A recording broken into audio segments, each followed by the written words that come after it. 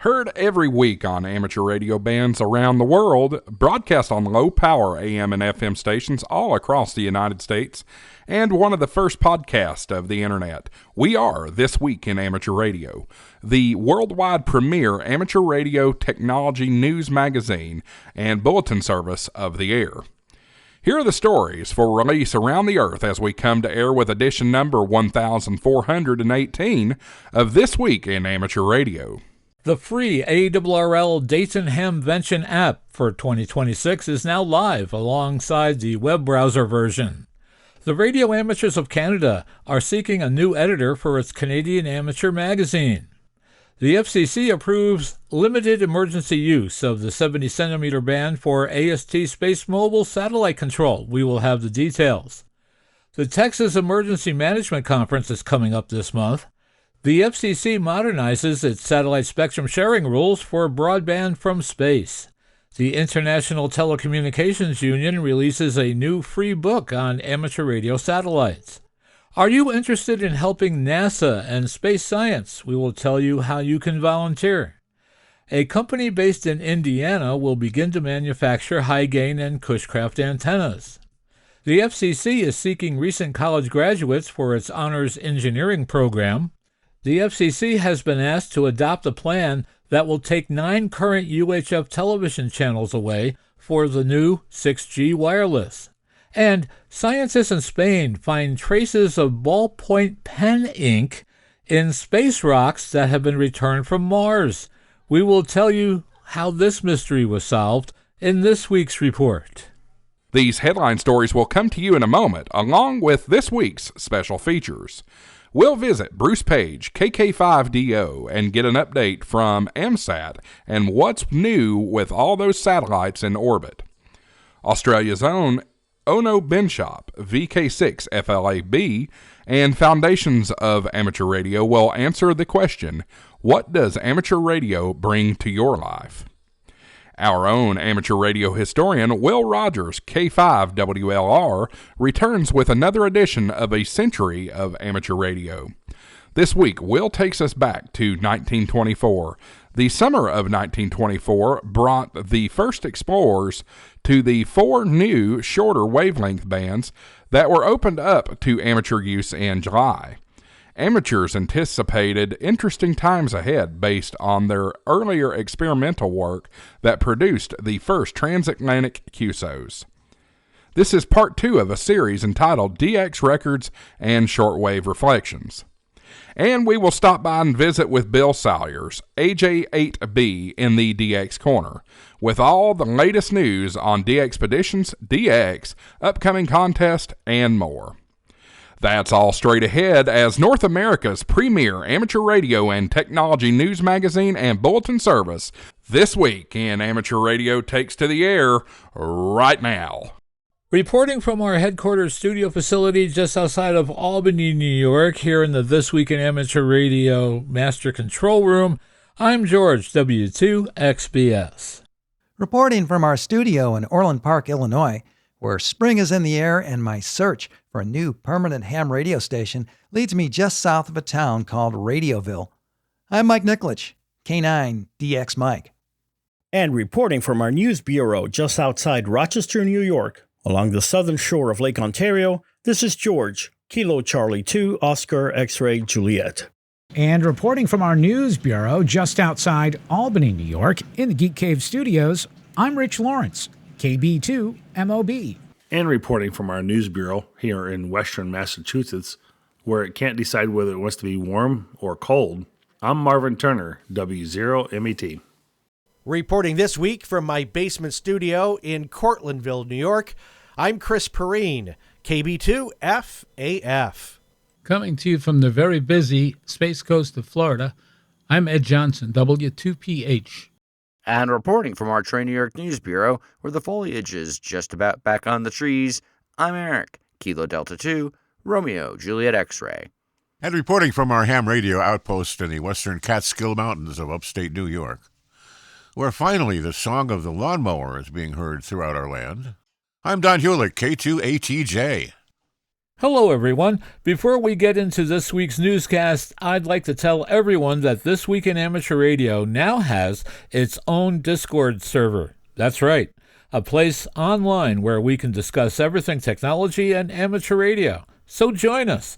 Just go to Discord on your computer or download the Discord app on your portable device and search for TWIAR or This Week in Amateur Radio. We look forward to seeing you on the new This Week in Amateur Radio Discord server. Leading off our news this week, you can make the most of your time at the Dayton Hamvention with the free ARRL Events app. Hamvention is the world's largest annual gathering of radio amateurs and will be held May 15th through the 17th in Xenia, Ohio. There's a lot to do and see, so use the ARRL Events app to make sure you don't miss a beat and plan out your visit right now. The app includes Hamvention's full program so you can browse and schedule forums, preview the extensive list of exhibitors, and find affiliated events. During the event, attendees can use other app features to follow the hourly prize drawings conducted by the Dayton Hamvention Prize Committee and browse building and site maps. Those attending are also encouraged to tap on the My Profile icon in the app to add their name, call sign, email address, and any additional information they would like to share with other Hamvention guests. The My Badge icon displays a QR code of your event badge that can be scanned by another attendee or exhibitor using the Scan Badge icon, instantly connecting shared contact information with other hams at the event. The app is available for Apple and Android smart devices. You may also access the web browser version, which is optimized for nearly any browser or mobile device. Download the app at www.tripbuildermedia.com/apps/ARRL, or you can use the web version.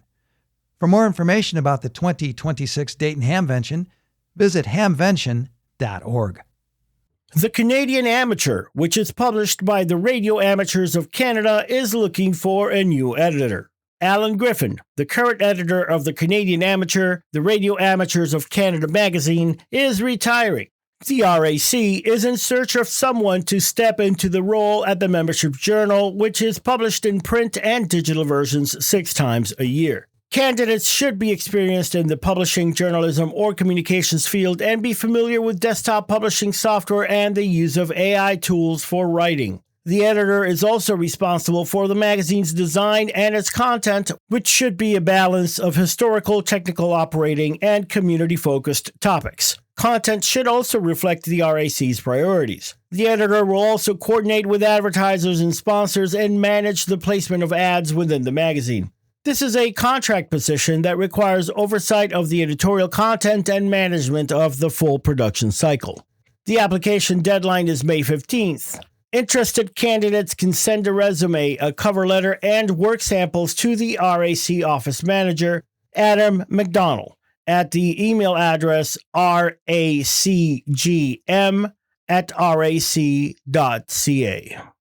On April 21st, 2026, the Federal Communications Commission granted AST Space Mobile limited authorization, when not over the United States, to use 5 50 kilohertz channels in the 430 through 440 megahertz secondary amateur band for emergency telemetry, tracking, and control, or TT&C operations, for its planned satellite constellation. John Ross, KD8 IDJ, is here with the details.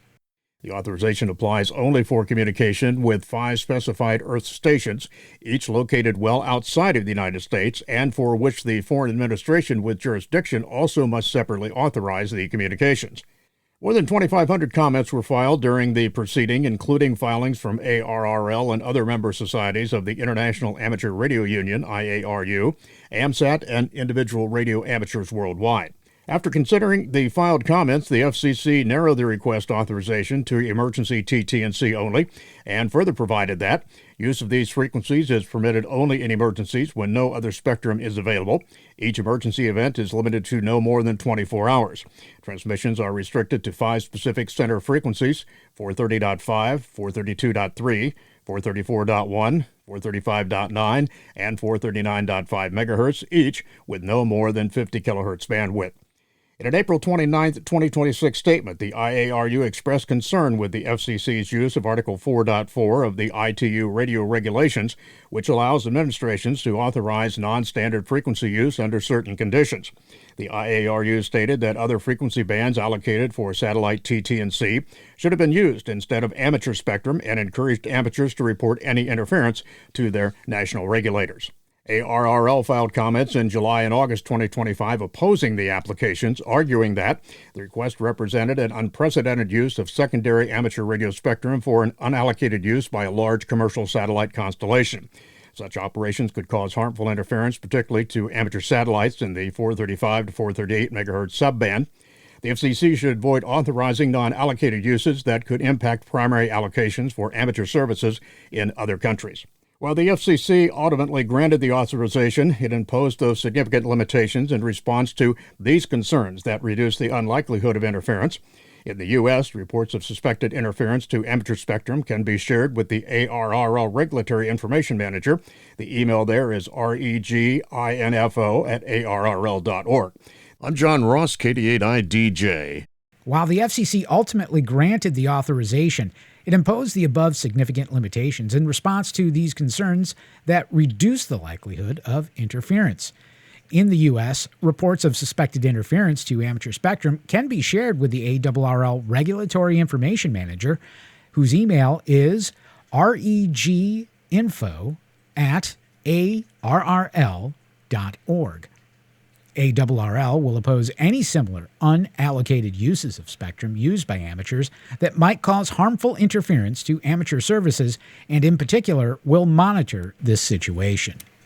You're listening to North America's premier amateur radio and technology news magazine of the air. We are This Week in Amateur Radio, distributed worldwide at twiar.net.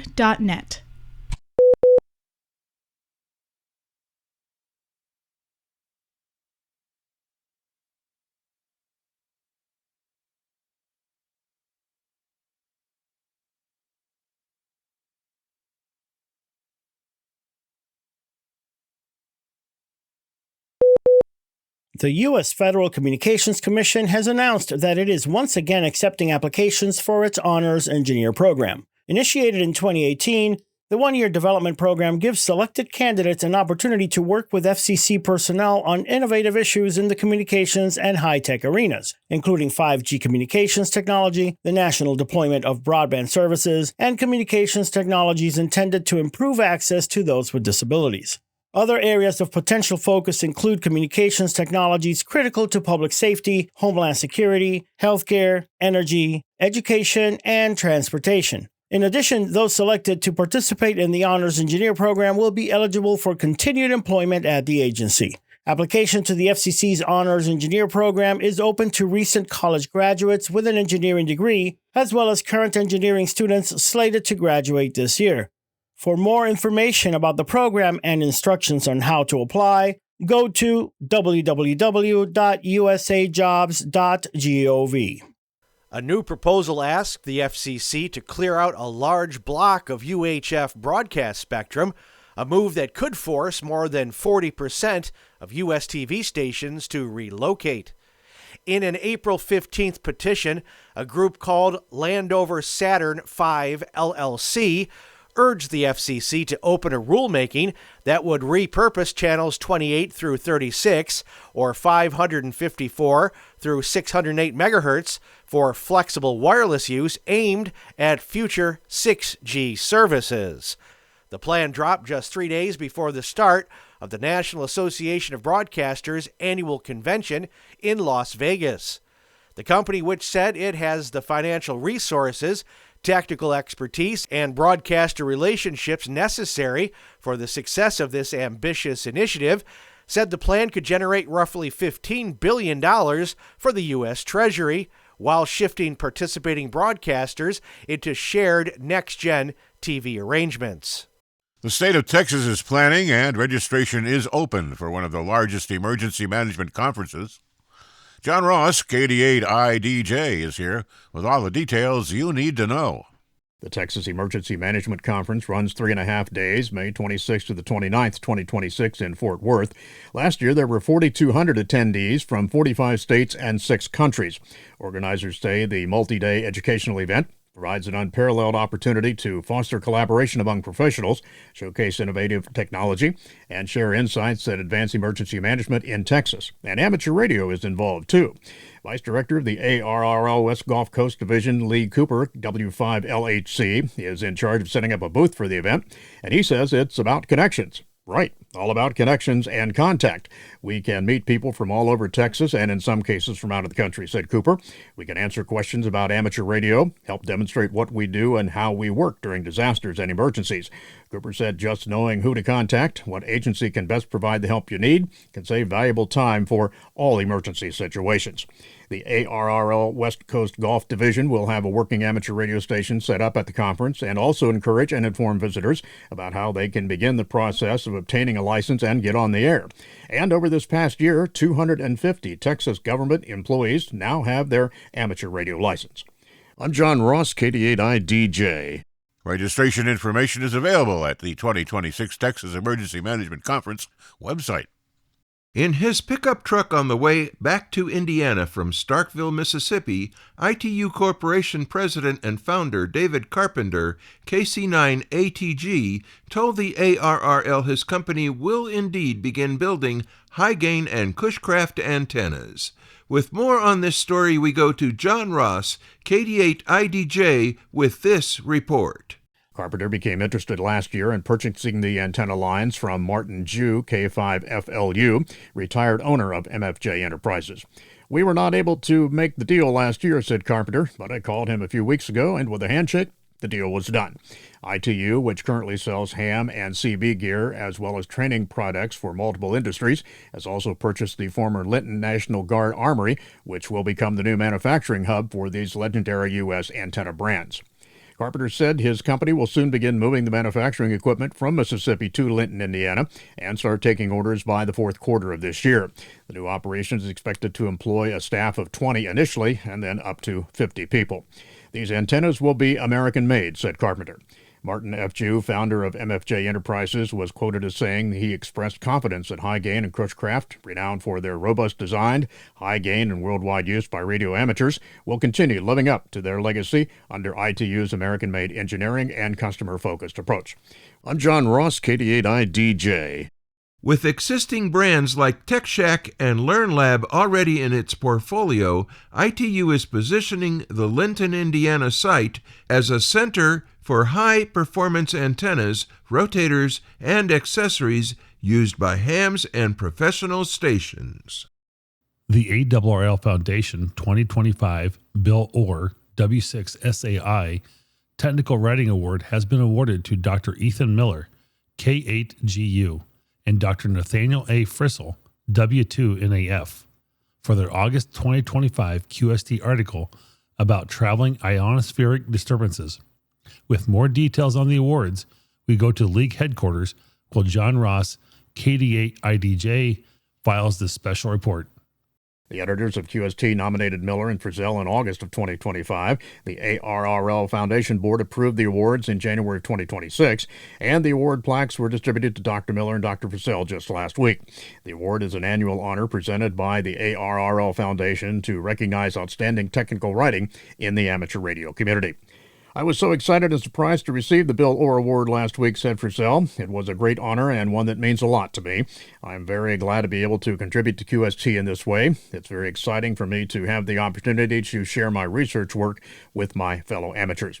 Frizzell is Associate Professor of Physics and Engineering at the University of Scranton. He founded and now leads the Ham Radio Science Citizen Investigation AMSAT Citizen Science Collective and is the advisor for the W3USR University of Scranton Amateur Radio Club. He is a winner of the 2017 Yasmy Foundation Excellence Award, the 2019 Dayton Amateur Radio Association Amateur of the Year Award, a 2021 inductee into the CQ Amateur Radio Hall of Fame, and is the recipient of the Orlando Hamcation 2026 Carol Perry Educator of the Year Award. Dr. Miller earned his doctorate in electrical engineering from the University of Illinois and has been an amateur radio operator since he was a teenager. He's been involved in AMSAT since its beginning and currently works for a national security technology company.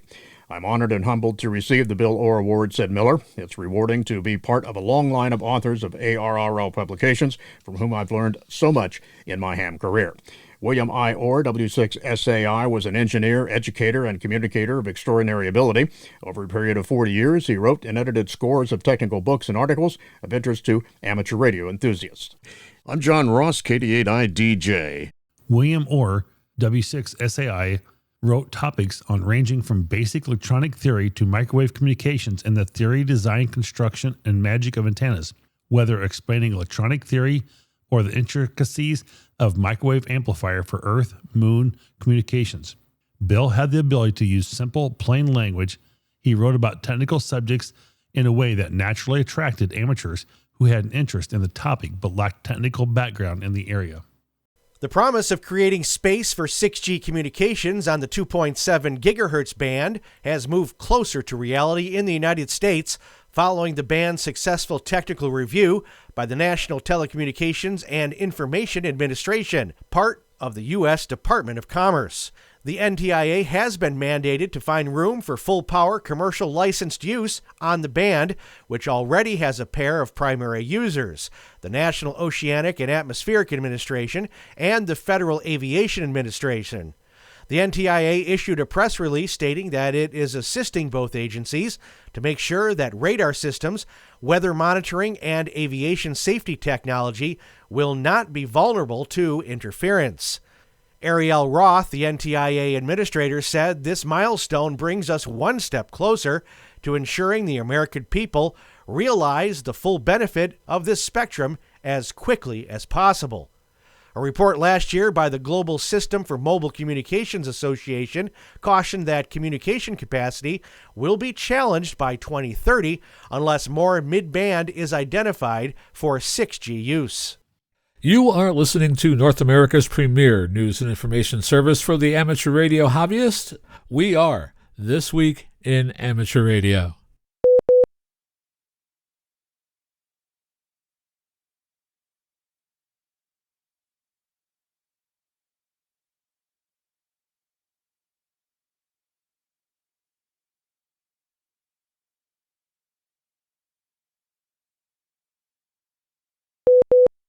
The International Telecommunications Union has dropped the 2026 edition of its Handbook on Amateur and Amateur Satellite Services, and it is a global regulatory document that's actually worth getting excited about.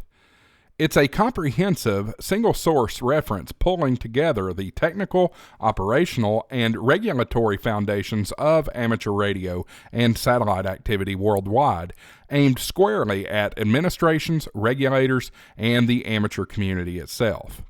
For the amateur radio community, this release is more than a handbook. It's a strategic tool. It underpins advocacy, supports education frameworks, and provides a globally recognized reference point for spectrum, licensing, and emerging technologies like amateur satellites and digital communications. Whether you're influencing regulators, designing new training pathways, or just trying to explain to someone that amateur radio is more than old blokes with microphones, this document gives you the backing of international policy, science, and decades of collective expertise. The free publication is available from the International Telecommunications Union website. The U.S. Naval Academy Amateur Radio Club, Whiskey 3 Alpha Delta Oscar, will participate in the Department of Defense's Armed Forces Day crossband test on May 9th, 2026. Several Naval Academy midshipmen and the members of the Potomac Valley Radio Club, including team leader Frank Donovan, Whiskey 3 Lima Papa Lima, will be operating on the grounds of the former U.S. Navy radio transmitting facility in Annapolis, Maryland. They'll activate the historic November Sierra Sierra call sign during the crossband test. See ARRL News for more details about the AFD crossband test. The second Artemis mission took 4 astronauts around the moon and back, the first crewed deep space flight since 1972. Not everyone gets a chance to put on a spacesuit, but you can still be an important part of NASA's human space exploration story by doing NASA science. Volunteers with NASA's citizen science projects have tested chili pepper plant varieties to grow in space, monitored active regions on the sun, and analyzed data from experiments on how life adapts to the low-gravity, high-radiation environment of space. Participation does not require citizenship in any particular country. You only need a love of science and a desire to help. Join one of the projects and help NASA make space travel safer and healthier. Space Umbrella is a great project for you. The online project tutorial will teach you how to read data collected by NASA's Magnetosphere Multiscale mission, which has been flying back and forth across the Earth's magnetosphere since 2015. By sorting data into in-magnetosphere and out-of-magnetosphere readings, you will help scientists learn more about how solar storms interact with our magnetosphere. Solar storms can pose a serious threat to astronauts, so this work can help missions minimize risks from radiation in space. Through Growing Beyond Earth, middle and high school students and their teachers collaborate with Fairchild Botanical Garden scientists to grow candidate plants that are being evaluated as astronaut food. Today, on the International Space Station, astronauts tend to some of the same experimental leafy greens and hot pepper plants to unlock the secrets of how best to space farm terrestrial species. On really long missions, it won't just be a question of easing the monotony of packaged prepared foods. Astronauts will have to grow their own food to supplement their diets. For more details and to pick a project you might like, visit science.nasa.gov/citizen-science. It is the beginning of a new month, and that means it's time for the Volunteer Monitor Report. The Volunteer Monitor Program is a joint initiative between the ARRL and the FCC to enhance compliance in the amateur radio service. This is the current activity report of the VM program. Technician operators in Michigan, Oregon, Utah, and Connecticut were issued advisory notices for 40-meter FT8 operation, a band on which technicians have no FT8 privileges but are allowed CW operation. Technician operators in Illinois, California, and Colorado were issued advisory notices for 20-meter FT8 operation, a band on which technicians have no privileges. An advisory notice was issued to an operator in Indiana concerning his operation on an expired license. An operator in Colorado was issued a commendation for outstanding operation in the America 250 special event. His operation was efficient and courteous, and complied exactly with the FCC's identification requirements for special events. The new automated FT4 and FT8 monitoring system has begun generating incident reports.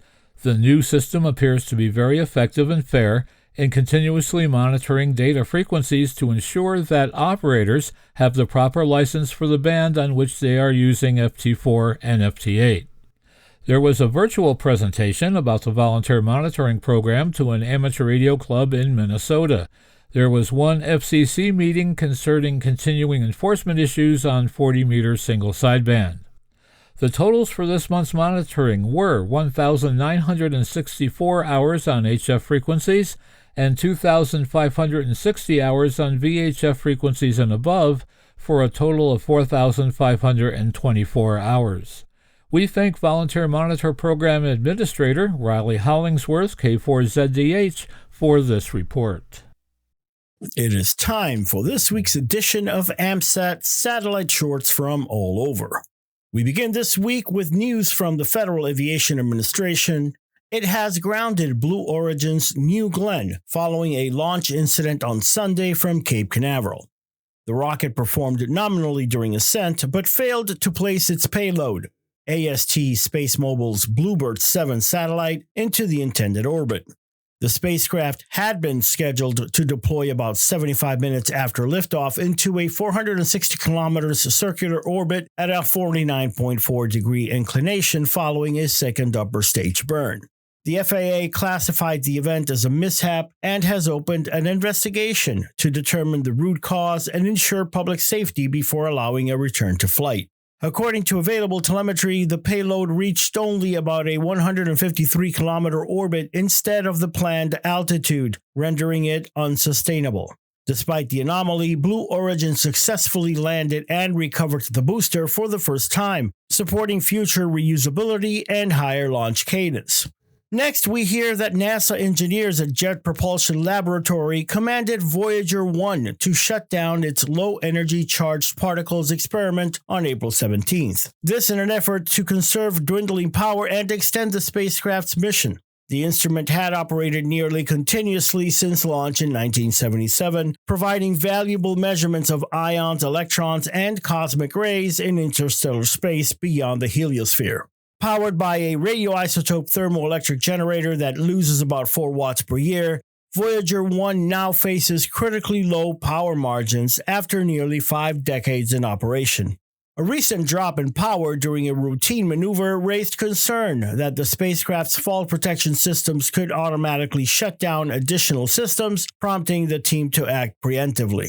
2 science instruments remain active, continuing to return unique data from a region of space no other spacecraft has reached. Engineers expected the shutdown to provide about a year of additional operation as they prepare further power-saving measures, including a planned system reconfiguration later this year. And the final story, SpaceX has completed a full-duration static fire test of its next-generation Starship version 3 upper stage, ahead of the vehicle's first flight. The test, conducted on April 14th, involved firing the engines while the rocket remained secured to the launch pad, demonstrating readiness for upcoming operations. Starship Flight 12, targeted for early to mid-May, will be the first launch of the larger and more powerful version 3 configuration. When fully stacked, the vehicle stands about 124 meters tall and features upgraded Raptor engines capable of delivering significantly greater performance. The new variant is designed to carry more than 100 tons to low Earth orbit, a substantial increase over the approximately 35-ton capacity of the previous version 2. NASA is now preparing for its Artemis 3 mission, which will test docking operations in Earth orbit between the Orion spacecraft and one or both contracted lunar landers, including Starship and Blue Origin's Blue Moon. You are listening to This Week in Amateur Radio, available as an on-demand stream from Spotify, Deezer, and wherever podcasts are available.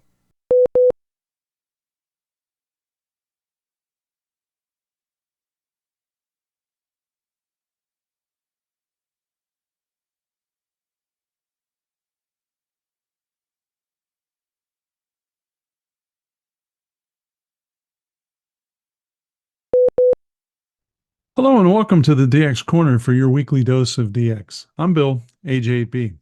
Well, let's start off this week with a press release from the Northern California DX Foundation, the NCDXF. Quote, the NCDXF is pleased to announce a $10,000 grant to Youth on the Air, or YOTA, Camp 2026.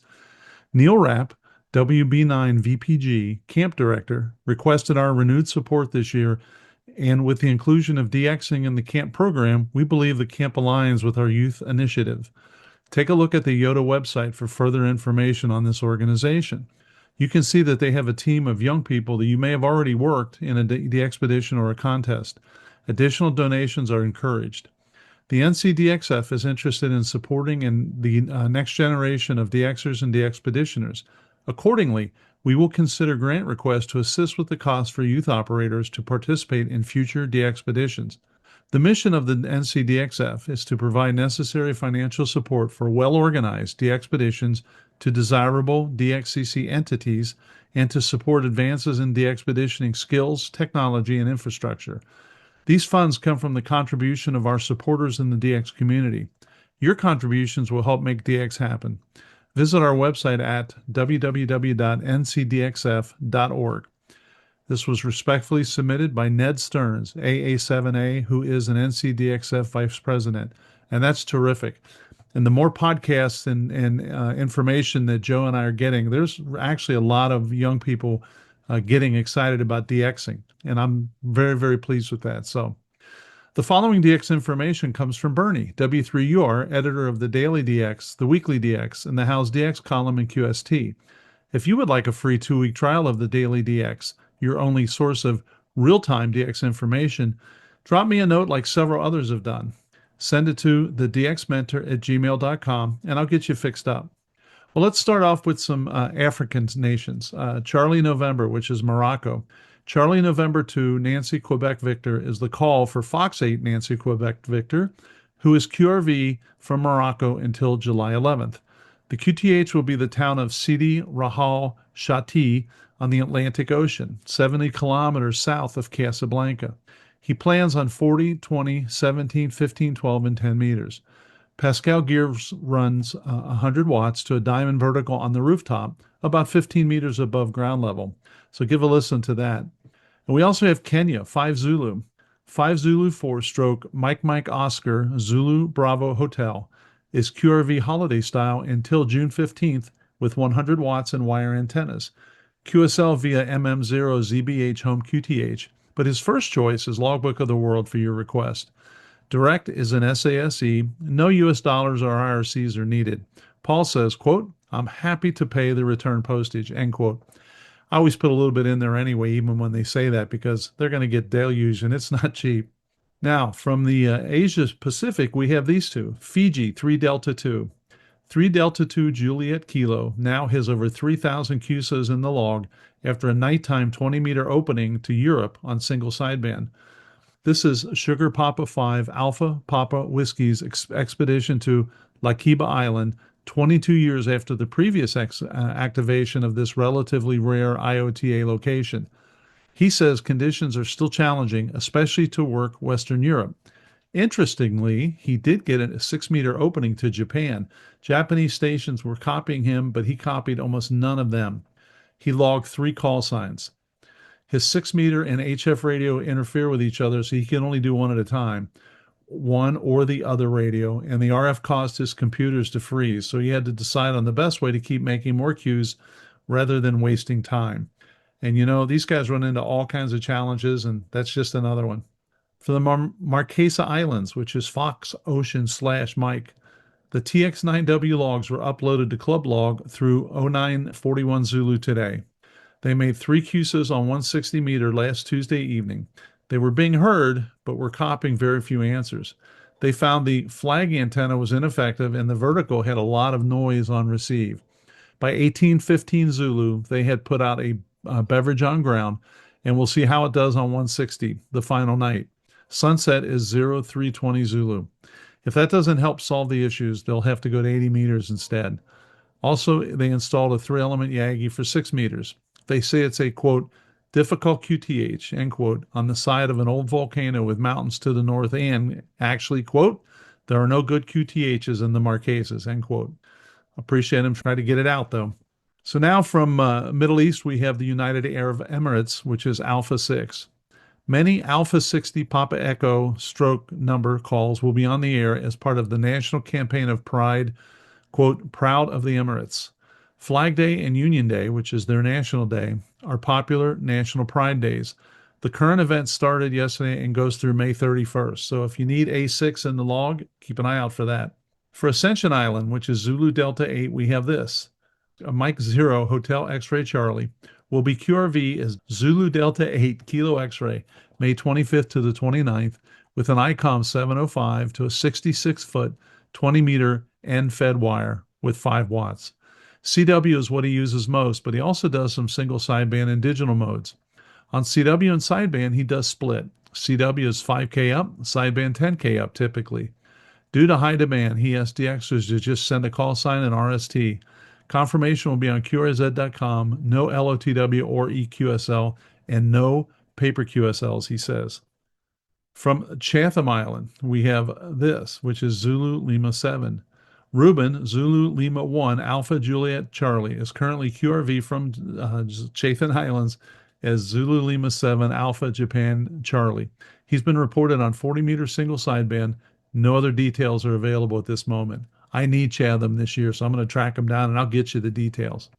From the South Shetland Islands, we have this, and that's VP0/H. HF0 Papa Alpha Sierra at the Henrik Artowski Station on King George Island, South Shetland Islands, will be put on the air by operator Sierra Quebec 4 Oscar Rafal, who, as part of the 50th Polish Antarctic Expedition, will be working there from May to October. He will be able to operate in his spare time and plans HF sideband and CW plus 6-meter FT8. This is an IOTA island, which is known as AN-010, so keep an ear out for that. From Tonga, which is Alpha 3, we have this.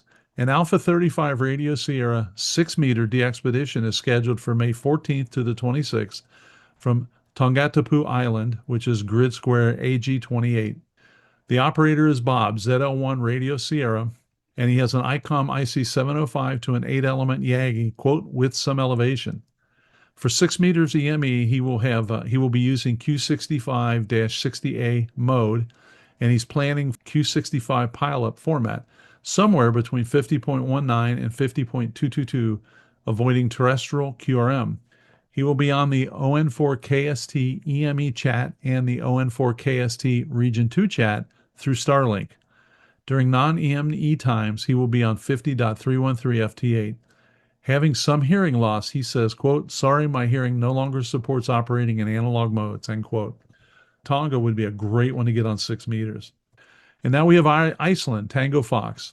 Rick, Tango Fox stroke WE9 Golf, will again be traveling, this time to Borg, Iceland, May 10th to the 19th, activating IOTA EU-021 and grid HP94OB. He will have 3 radios on, a pair of IC7300s and an IC705, to a homebrew Reichenbach type vertical, a tunable vertical, and a GR5E. He will do a 160 through 6 bands, mostly FT4, FT8, and FT2, with some SSB and CW. A park on the air or POTA activation is also possible depending on his local transportation there. All QSL direct or bureau to WE9G and TF stroke WE9G on club log, and OQRS, QRZ, and LOTW. Now here's a quick one. If you're listening to this the day I release it, you've only got 48 hours. May 1st to the 3rd, Alpha Uniform 2 Mike, Arnala Island, which is part of the nation of India or the entity of India. Following the loss of a bag containing a spider beam, receive loop antennas, and coax cable in transit to Hyderabad from Lakshadweep, the DX India Foundation has received, quote, crucial support from IOTA Limited and Synergy Telecom, as well as the RSGB and the CDXC for their AU2M, Armala Island reactivation project. VU2RS, Sarath Rayapula, says that, quote, things are now back on track again. Now, they're only going to be there till May 3rd. So like I said, when you're listening to this, you may only have 24 or 48 hours, but that would be a good one to get in the log. This week, the DX Mentor podcast will feature Vasily, R7 Alpha Lima, and a discussion about the upcoming activation of Franz Josef Land, the northernmost DX entity in the world. Give it a listen and let me know what you think. Are you attending Hamvention this year?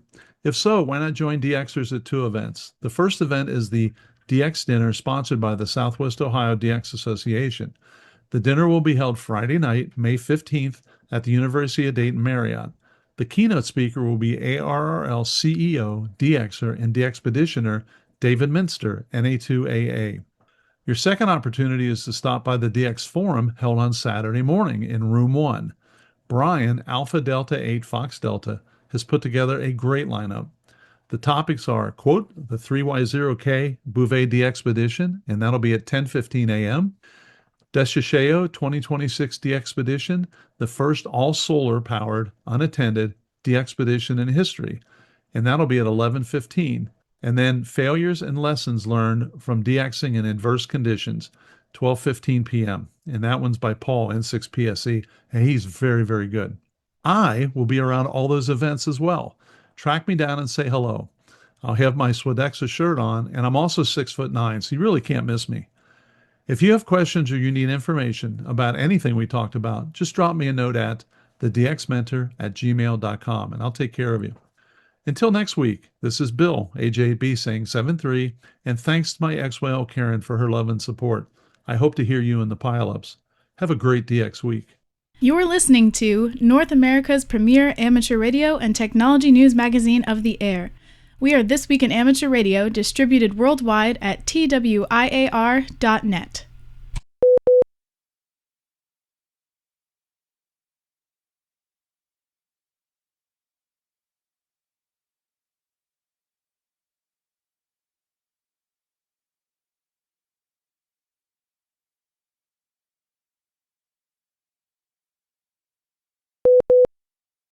Welcome to the 53rd segment of Ham Radio History, a century of amateur radio.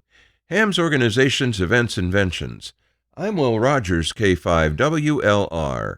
With our gratitude to Chris Cadella, W2PA, for allowing us to use his website for these segments, we bring you this, the next chapter of Ham Radio History. DX Records and Shortwave Reflections, or the Heaviside Road to the Antipode. This is part 2 of this segment. On 8 December, the Haverford College, Pennsylvania chess team played a game via amateur radio with a team from Oxford that had traveled 70 miles to the home of Marcuse at G2NM. U3OT hosted the Haverford side. It was not the first chess game played on the air, but was certainly the first international one. Haverford had previously played chess with a group at the City College of New York. The two stations tested conditions at various wavelengths, finally arriving at sufficient reliability on 85 meters. The game did not conclude, but went for 5.5 hours and 11 moves for each side, at which point the two sides agreed to continue in January. Warner wondered whether Godley ever thought that just a few years after his memorable visit to England, we would be playing 5.5-hour chess matches across the puddle. International QSOs were now occurring nightly between all continents, all in the wavelength range of 75 to 100 meters, still only a small step beyond the previous year's work. UK and NZ stations, now in regular contact at dawn and dusk, respectively, reported that it was easier than contacting the U.S. and attributed that to the antipodal effects rather than the as yet unknown gray line propagation. It also implied that the signals were going via the long path, throwing most common-held notions of DX limits out the window. This alone should have ended all the talk about antipodes. With thus auspicious a curtain rise, who can say what this season has in store for us? Apparently there is no end to the possibilities. Just think, we haven't plumbed the shorter wavebands yet, wrote Warner. What he referred to as shorter wavelengths were still largely a mystery. Recent tests demonstrated that 220 miles could be covered on 40 meters in daylight, something not possible on any other wavelength as far as was known, making the band very interesting to experimenters. Referring to 20 and 5 meters as extremely short wavelengths, at this point they were touted as being free from interference and nothing more. To encourage amateurs to explore new allocations, the ARRL established awards for experimental operation, one for each new band. The rules emphasize low-power operation and limited transmitters to using a single tube rated at 5 watts. Because directly measured power was not yet easy to do, the rule was based solely on tube specifications. If you bent the rules, you risked burning out an expensive piece of equipment. The contest period, it was called that despite being billed as an experiment, would run nearly 4 months from 1 February to 25 May 1925. It was not fully QSO-based as contests are today. Contests mattered, of course, and counted in the score, but the event was more of a test, like the transatlantics, where one-way communications were the main objective. Any given transmission would be counted for the contest only when a receiving station confirmed it by letter, telegram, or postcard and agreed with the submitted transmission log. An entry consisted of complete logs and confirmations of transmissions, diagrams and photographs of the station, and a notarized sworn affidavit attesting to adherence to the rules. Excessively long CQing or other such calls could disqualify an entrant as would violating any of the rules.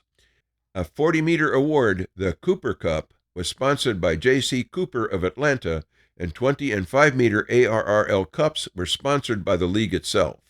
The announcement offered very little description of what would constitute a winning entry, but experimentation was the key. Cruz emphasized that although QST had been publishing information about how to operate below 100 meters, the league had no monopoly on ideas. The way to get somewhere in this shortwave business is not to trail after someone else, but to make a trail of your own, he wrote. The 20-meter test results were encouraging despite a general lack of adherence to the schedules. While no nighttime signals got much further than about 100 miles, daylight QSOs were plentiful. Among the best were a QSO between Hoffman 9EK in Madison, Wisconsin, and Reinhardt's at 1XAM, who worked each other until signals dropped out around 4:40 p.m. Eastern Time. 6AJF had copied the entire QSO from California, too. Since it was about 2.5 years past the solar minimum, they may have randomly hit a particularly quiet string of nights for their test. A few days later, the pair made contact again, this time decreasing power to a very low level, 8.5 and 16 watts. On the heels of his QSO with 9EK, Reinhardt's worked 6TS on 20 for 14 consecutive days. They worked each other on 40 meters at night on those same days, also something new. It was all done with standard circuits, no trickery. It was just the latest demonstration of the usefulness of the short waves. Reinhardt's was also the first to cross the Atlantic on 20 in a QSO with G5LF. But as amazed as they were with 20 meters, they did not yet grasp the band's full potential. While the tests had provided brilliant proof that 20 meters is one of the most useful waves we have, they prematurely proclaimed the utter worthlessness of the band at night. William H. Schick, 2MU, had been listening on 40 meters from his Brooklyn home for some time, logging mostly harmonics. On 2 January 1925, he heard 6TS in Santa Monica and thought it was yet another harmonic until 6TS signed his call and added 40 meters to his identification. Such was the pervasiveness of harmonic generation. Using his one-tube Hartley oscillator feeding a 50-foot-long T antenna strung between the roofs of apartment buildings, 2MU returned the call. The two city dwellers established contact around 7 p.m., the first cross-country QSO on 40 meters. And in February, the first confirmed QSO between the U.S. and Japan took place when 6AWT worked JA2 at the Imperial Naval Academy in Nagasaki. Bartholomew Molinari, owner of 6AWT, was a baker who operated from his home on Union Street in San Francisco. By the end of the year, his station had been heard in multiple countries, on all continents, and he had worked all 48 states. Not due to any special equipment or antennas, his success rather stemmed directly from pushing to ever shorter wavelengths, brought about in part by necessity. He had originally moved down to concentrate his operation on 80 meters because with 50 broadcast listeners within a 6-block radius of his home, he could not use 200 meters lest he be deluged with interference complaints. He later received the 1924 Hoover Cup, following Don Wallace 9ZT the year before. More information can be found in the What is an Amateur segment. We'll continue this segment next week. Included in this material are quotes from the following. S. Cruz, 3 cups offered for shortwave work. QST 1925, page 17. Experimenter Section Report, QST, February 1925, page 31. Daylight Radio Communication Wins, QST, March 1925, page 9. Who was first across on 20 meters, QST, July 1925, page 30. Experimenter Section Report, QST, March 1925, page 50. 6TS and 2MU, first across on 40 meters, QST, March 1925, page 35. Clinton B. DeSoto, 200 meters and down, the American Radio Relay League, Incorporated, 1936, page 100. 6AWT, Hoover Cup winner, 1924, Amateur Radio Stations, QST, May 1925, page 54. With our thanks to Chris Cadella, W2PA, for allowing us to use his website, Ham Radio History, A Century of Amateur Radio, Ham's Organizations, Events, Inventions, I'm Will Rogers, K5WLR, reporting for This Week in Amateur Radio. You are listening to This Week in Amateur Radio, available to download as a podcast from anywhere on the web podcasts are available.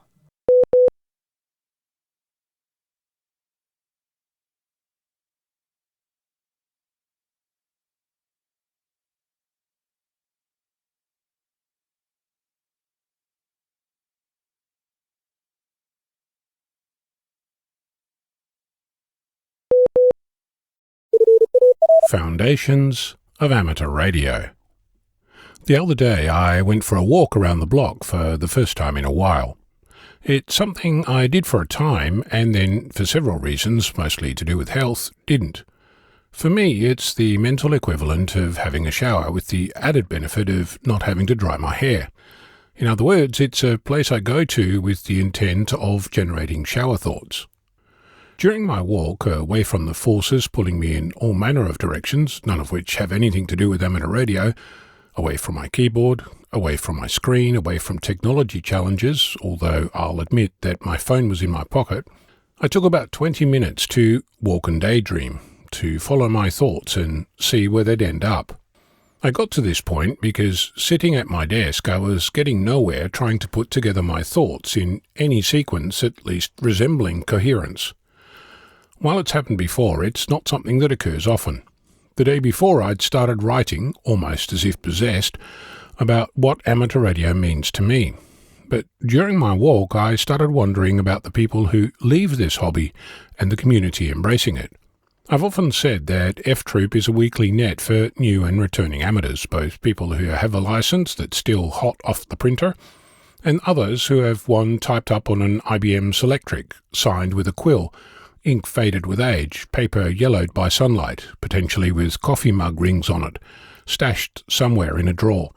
I wondered about those returning amateurs and asked myself about the nature of leaving a hobby.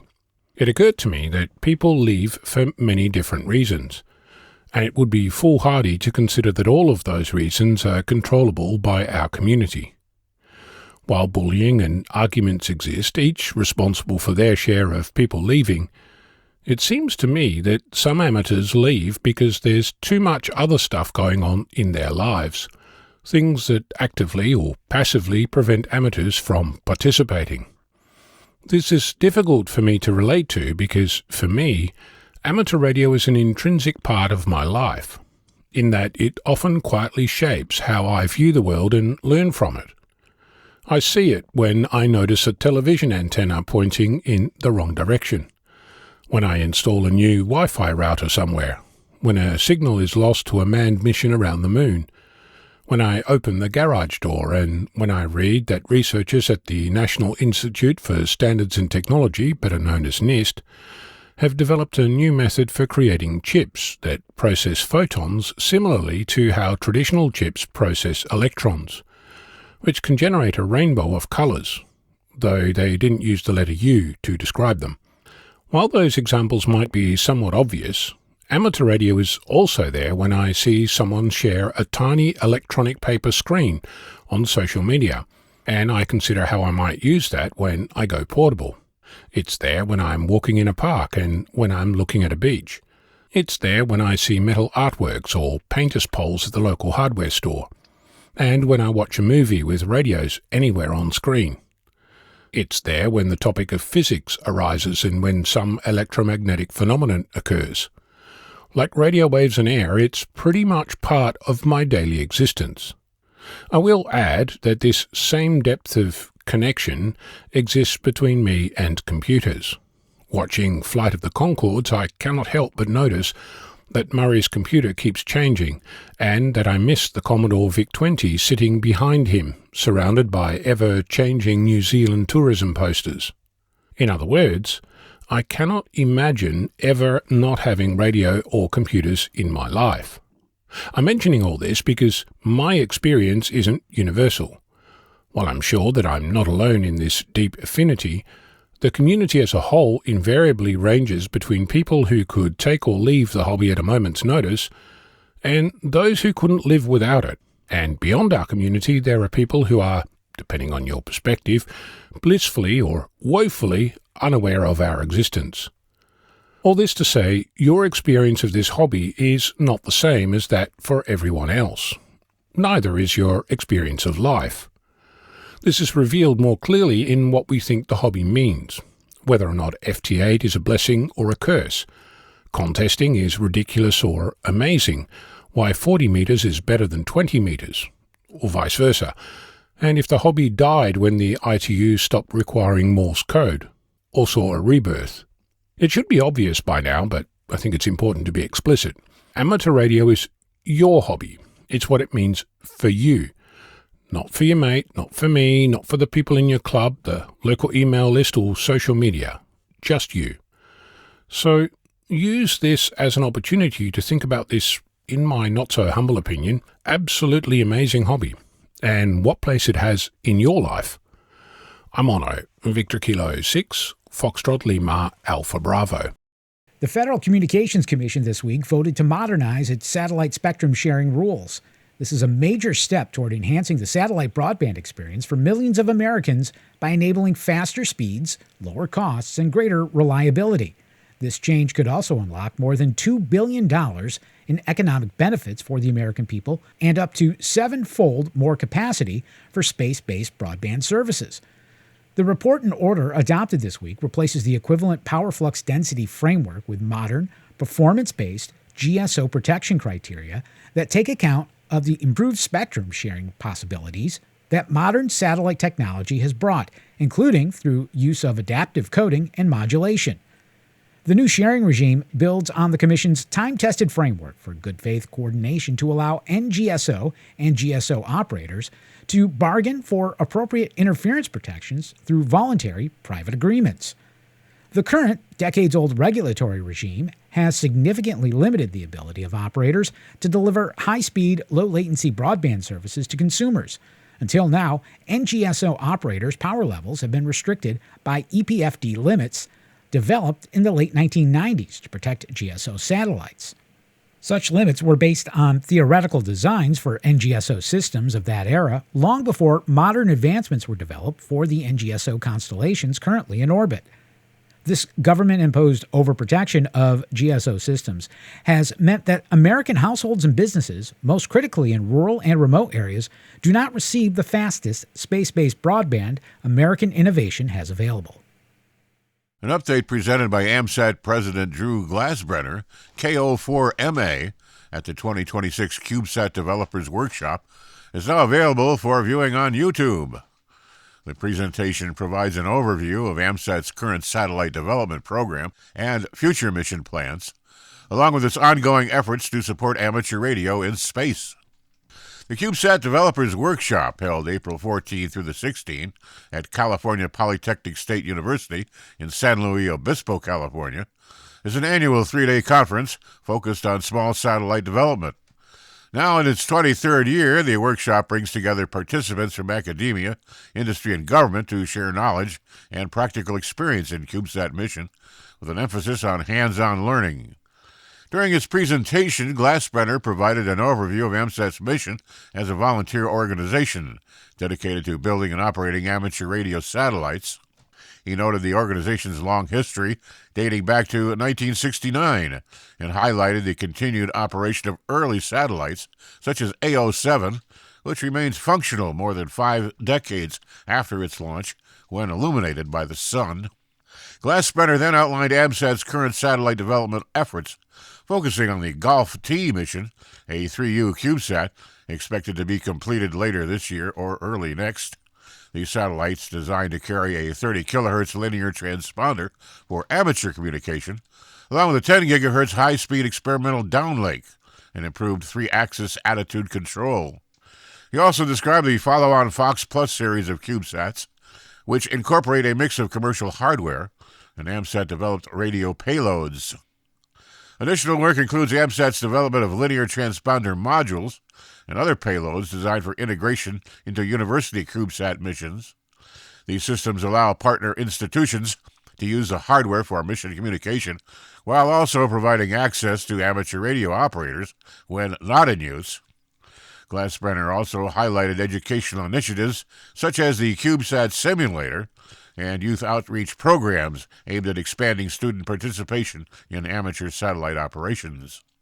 The full presentation can be viewed on YouTube. We pause for stations along the network to identify. We are This Week in Amateur Radio, your amateur radio and technology news magazine of the air, available as a podcast on iTunes, Google Play, iHeartMedia, and Spotify.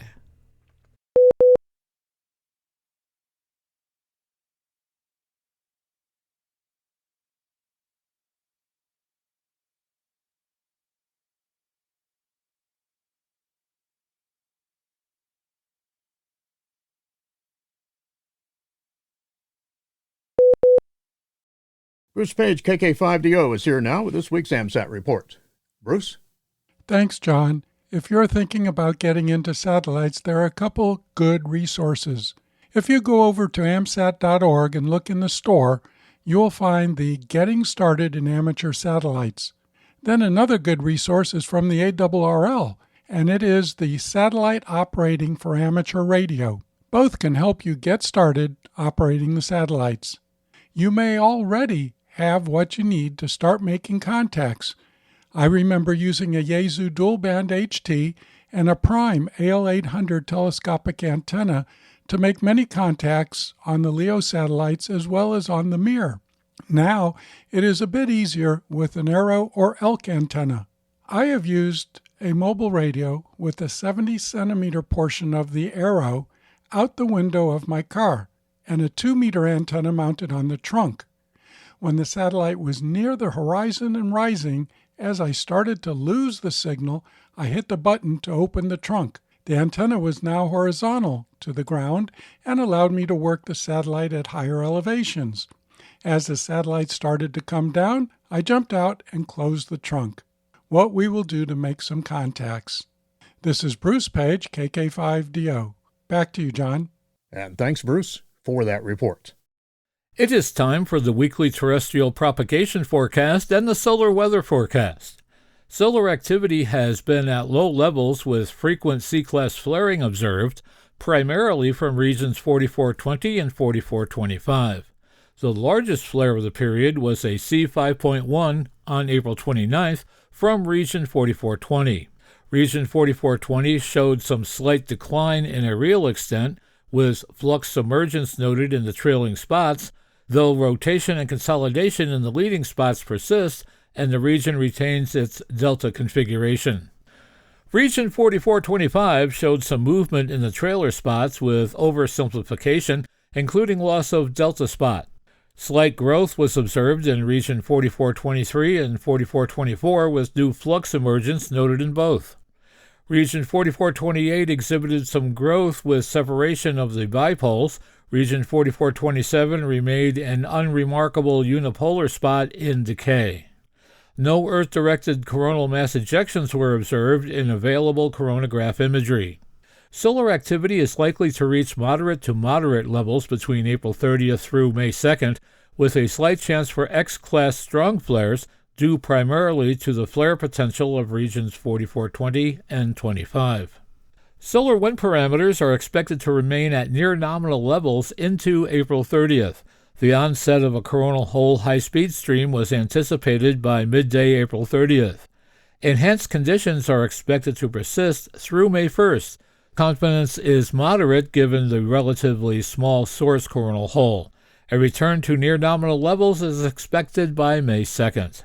For more information concerning radio propagation, you can visit the ARRL Technical Information Service, where you can read a quick guide to HF propagation using solar indices, and check out the propagation page of Carl Luetzel-Schwab K9LA. And remember, for customizable propagation charts, you can visit the VOA CAP online for ham radio website. Just ahead in radio sport this week, May 1st, it's the AGCW QRP Party, that's CW. May 2nd, the RCC Cup, CW and phone. And also on May 2nd, the SBMS 2.3 GHz and Up Contest and Club Challenge, CW, phone and digital. And remember to visit the ARRL contest calendar for more events and information in your area. Upcoming section, state, and division conventions. May 3rd, it's the Warminster Amateur Radio Club Annual Hamfest, hosting the ARRL Eastern Pennsylvania Section Convention. That's in Bristol, Pennsylvania. May 9th, the ARRL Nebraska State Convention in Lincoln, Nebraska. And June 5th through the 7th, it's CPAC, hosting the ARRL Northwestern Division Convention. That's in Seaside, Oregon. And remember to search the ARRL Hamfest and Convention database to find more events in your area. Ray Roberge, WA1CYB, will be the speaker at the 17th Annual AMSAT and Tapper Banquet. Roberge, a member of AMSAT's engineering team, will speak about progress on AMSAT's SDR Gen 2 project, including what it does and where it can be used. AMSAT's SDR Gen 2 is a versatile, programmable GNU radio transceiver transponder designed for a 1U CubeSat footprint. The transceiver has 144 megahertz, 6 gigahertz continuous coverage, with 10 gigahertz coverage expected as well. The transceiver will support direct VHF, UHF, LSC, and X-band operations in all modes, including CW, SSB, FT8, narrowband FM, SSTV, FSTV, etc., and a downlink data rate of up to 1 megabits per second. The transceiver is being built to fly on Gulf and Fox Plus missions and will be both open source, hardware, and software. The 17th annual AMSAT and Tapper banquet will be held at the Kohler Presidential Banquet Center on Friday, May 15th at 1830 EDT. This dinner is always a highlight of the Tucson Amateur Packet Radio and AMSAT Radio Amateur Satellite Corporation activities during the Dayton Hamvention.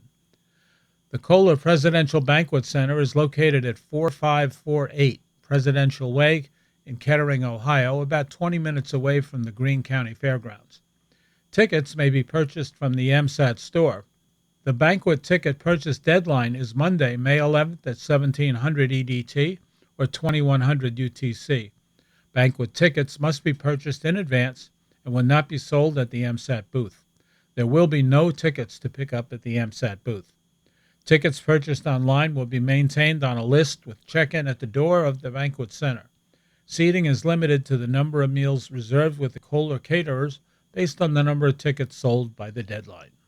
A leading U.S. antenna manufacturer is coming back to the ham radio marketplace following its departure last summer. Stepper, which announced last summer that it was halting production of its popular antennas for the amateur radio market, is returning to the ham radio business.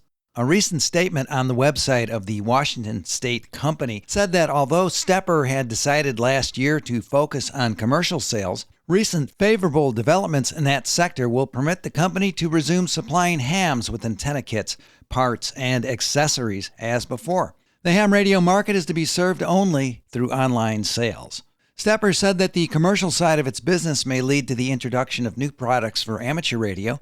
The company acknowledged that its earlier decision was made in search of more stable long-term income sources, but said that Stepper never gave up the hope that it would go back to serving amateur radio operators in some way. Amateur Radio Digital Communications, ARDC, is looking to fill 2 part-time contract positions to support its ongoing work in software development.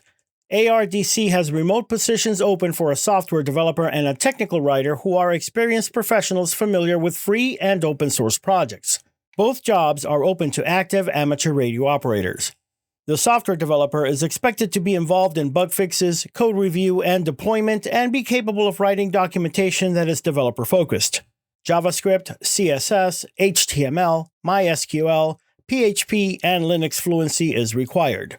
Candidates must have had prior experience with either ARDC or 44net. The technical writer must be capable of writing for a public audience on topics related to digital communications and amateur radio. A record of previously published articles is considered a plus. Both positions report to ARDC's technical director. For more details about requirements for these jobs, which carry a 2-month renewable contract, visit ARDC on the web at www.ardc.net.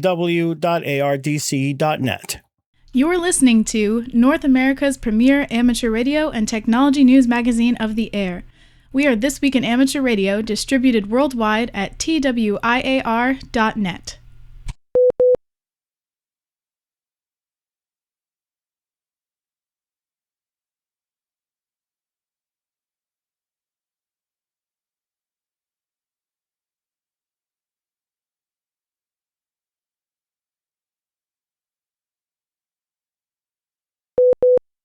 Dayton Hamvention 2026 offers a wide range of forums to appeal to amateur radio operators of all interests, experience levels, and ages. The Hamvention Forums Committee has assembled a diverse lineup covering technical topics, operating skills, and emerging interest areas. John Ross, KD8IDJ, has the story. On opening day, Friday, May 15th, there are 22 forums beginning at 9:15 a.m. with HamSci, the Ham Radio Science Citizen Investigation. Learn about the large-scale traveling ionospheric disturbance project, a version of the personal space weather station that you can build from scratch, Meteor Scour QSO party results, and an upcoming collaboration with the NASA mission. The moderator is Dr. Nathaniel Fussell, W2NAF. Another forum on Friday is Lightning Protection, Generators, Inverters, and RFI, moderated by Jim Batcher, WB8VSU, and Gary Bishop, NQ0V. At 11 a.m., ARRL is sponsoring Salty Walt's Portable Antenna Forum. Salty Walt Hudson K4OGO will cover simple, effective antennas that you can build and take to a park, bench, or summit and make contacts around the world. He'll also be signing copies of his newest book in the ARRL exhibit area.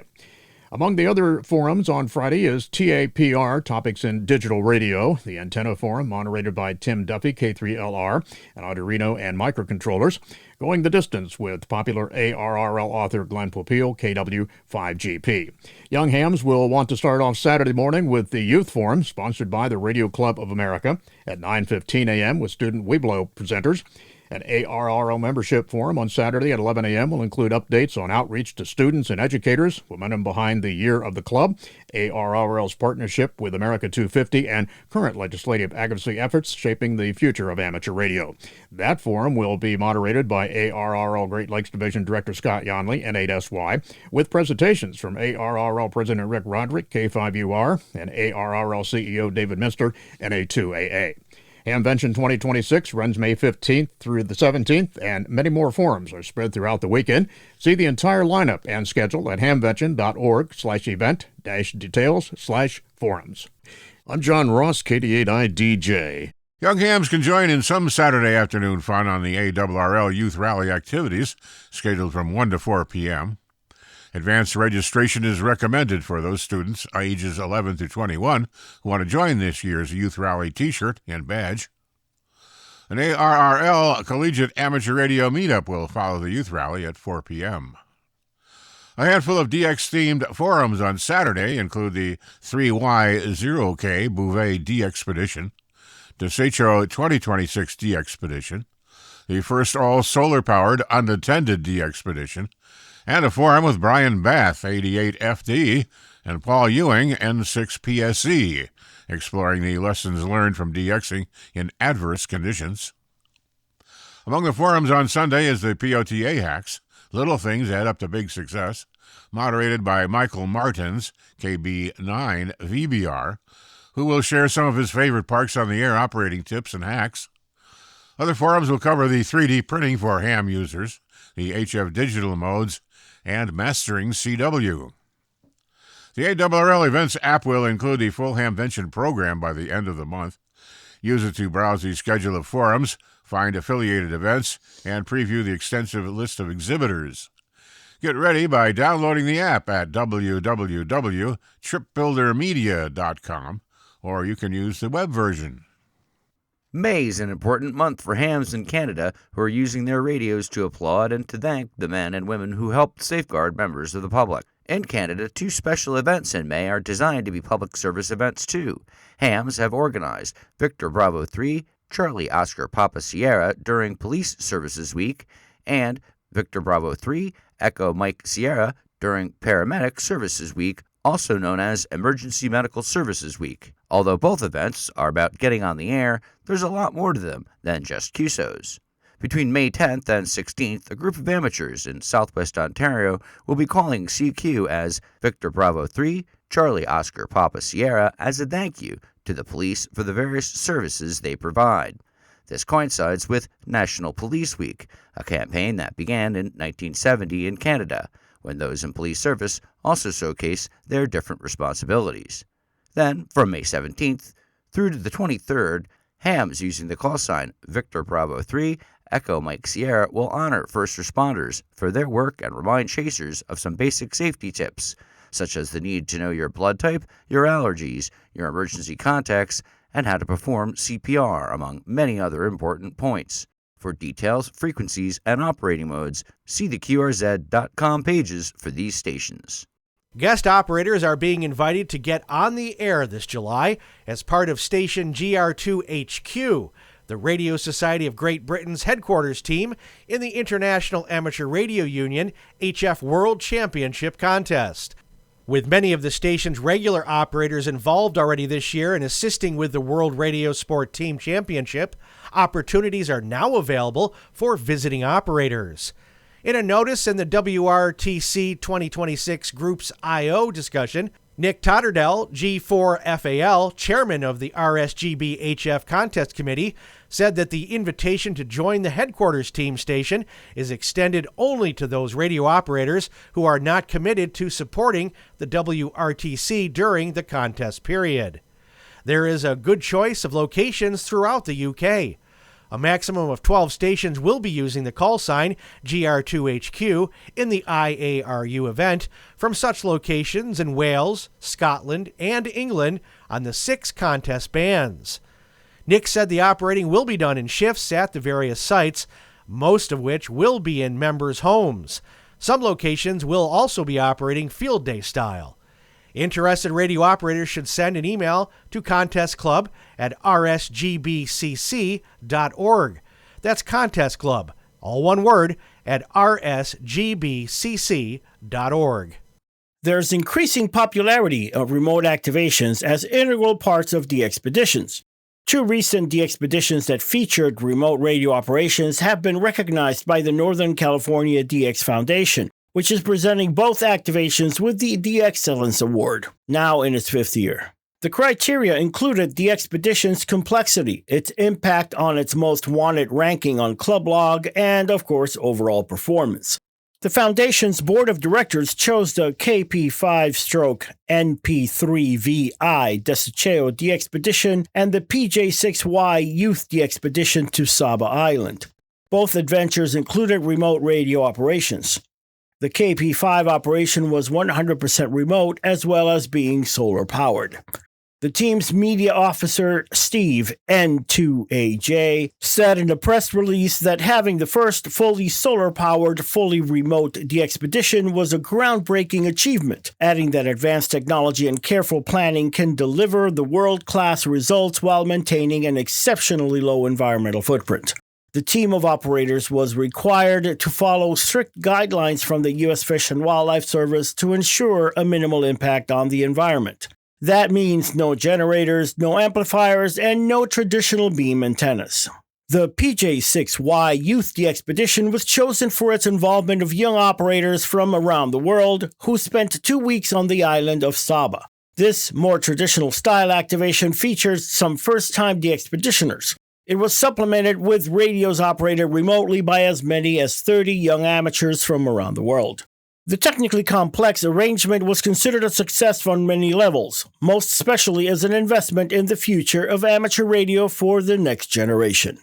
Japan began its earliest research into the Antarctic region in January of 1957 at a location on East Ongle Island, a facility that eventually expanded to become a global hub for atmospheric research.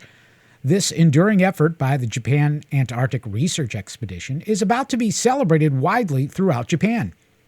4 kilometers off the Antarctic mainland on East Ongle Island, the research facility known as Showa Station stands as the starting point where researchers from Japan long ago began unlocking the various mysteries of the atmosphere, including studies of the ozone layer.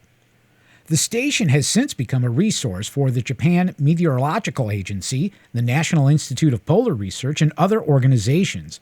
And at any given time, 30 researchers are engaged in observations and analysis.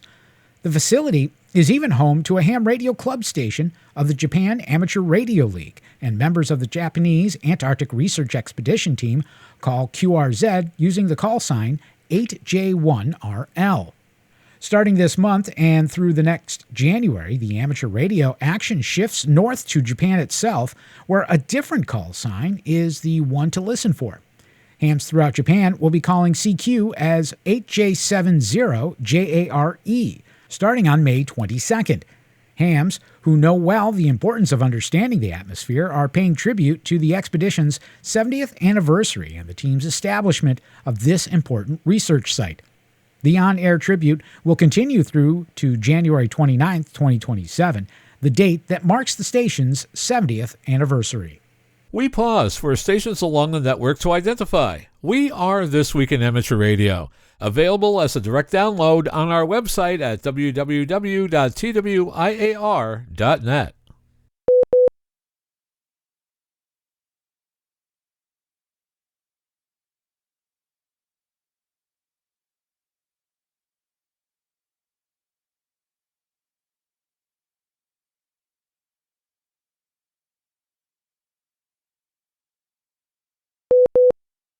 Members of the next generation of amateur radio operators are stepping up to share their vision.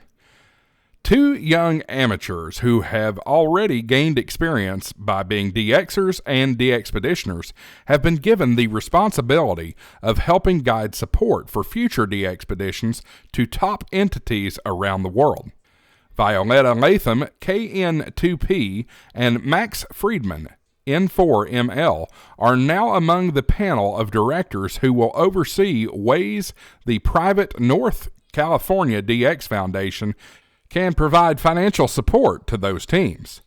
Violetta's earliest DXpeditions include the Dave Coulter Memorial Youth DX Adventure in Curacao in 2018. According to her page on QRZ.com, she is scheduled to be part of the Zulu Kilo 3 team going to Tokelau in the South Pacific in November of this year, and to South Georgia for the VP0SG DXpedition in March of 2027. Max's recent DXpeditions include this year's 3Y0K activation of Bouvet Island, where he was the youngest member of the team, and his activation in Curacao as PJ2-N4ML. Their selection underscores the importance of bringing younger hams into the DXpedition universe.